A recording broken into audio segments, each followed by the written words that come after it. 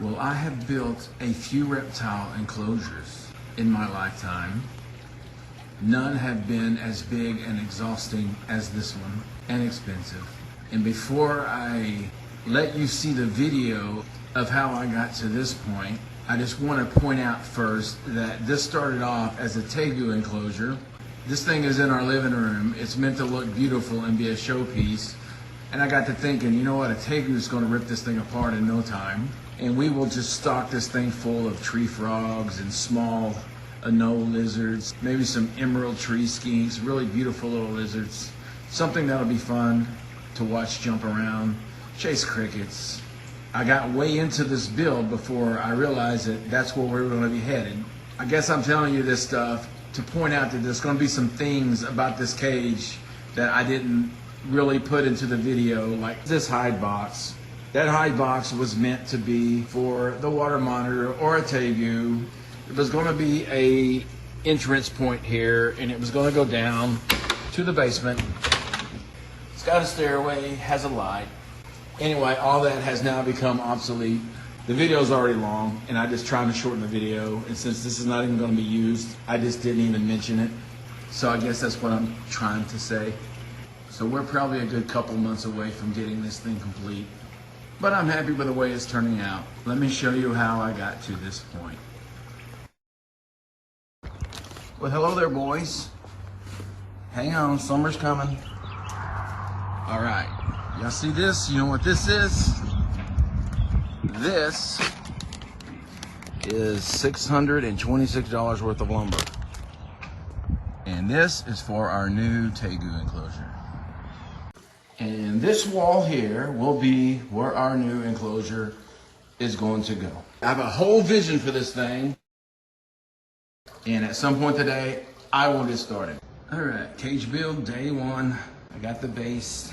We're gonna mount 6 of these under there. Well, here's what I did next. Got the casters on, got it framed up. Next step, we're gonna build the giant enclosure that's gonna sit on top of this. That's the enclosure itself. Now this is 8 foot, full sheet of plywood, uncut.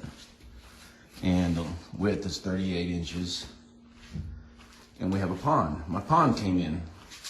My light came in, UVB. This is about a 4 foot light. I'm gonna go ahead and leave this in a box and use it as a stencil to trace out around it. And I'm figuring out my light placement.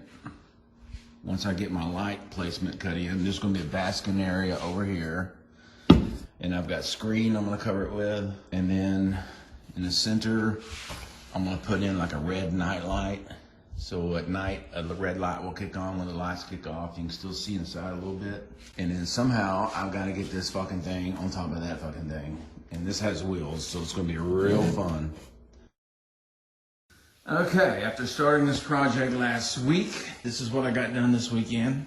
Measured from the floor to the top, exactly 7 foot. That was not planned. It came out exactly 7 foot. All right, so that's where I'm at as of right now. All right, we got our joints siliconed up, and we are about to put on our first layer of dry lock. Fun, fun, fun. That's the first layer of dry lock. I'm pretty sure that I swallowed some of that. Okay, that is a 30 by 48 inch sheet of aluminum that's been painted black, and it's painted black to absorb heat. We have our cane heat pad.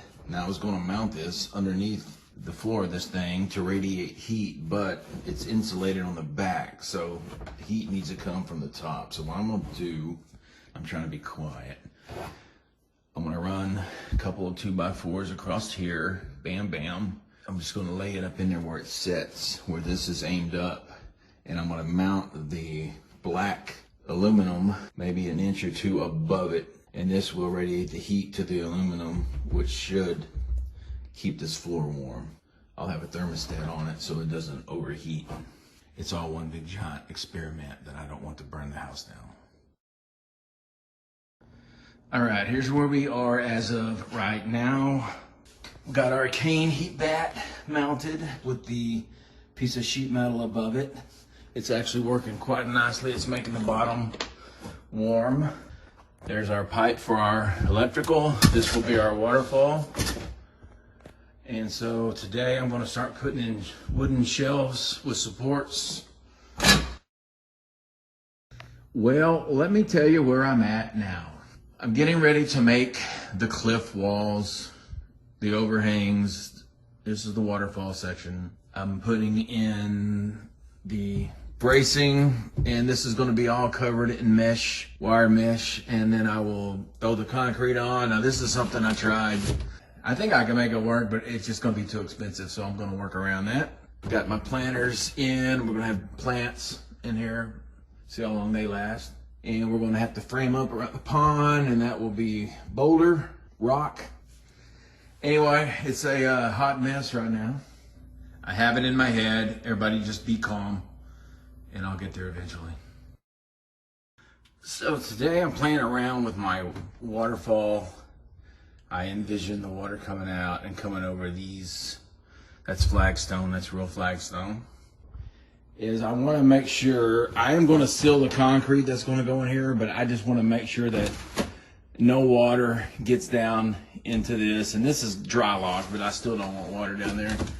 So we went up and bought one of them cheap oil floaties at Walmart. And what I'm going to do is use this underneath everything just to make sure that if anything gets past the rocks, it will wind up in the pond and nowhere else. Okay, really quickly, I'm not close to being done, but if you get an idea of what the wire is going to look like. This side of the pond is done.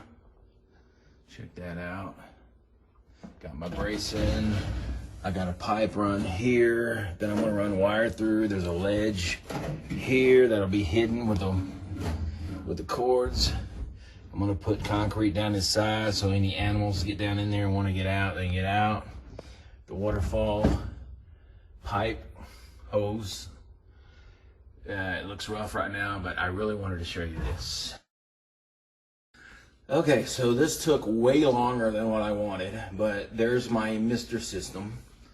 This will all be beneath the rock, the stone, and I put in these electrical boxes with a little homemade bracket to hold the misters. The cover will go on here, and there'll be a hole cut where that little head can stick through, and that will protect it from the lizard crawling around on it. All of this will be covered in rock and stone, and it will blend in, and I will somehow disguise the cover, make it look natural. So we have one mister, and we're running up here to a second mister, over here to the third mister, and then this is the fourth mister. And we're going to turn this on. We're going to check for leaks. This should go off for 35 seconds. There we go. And it's going to take a minute. There we go. It's pulling water in. All right. We have mist. That looks good. That was kicking. Good. Now I can go on to the next thing.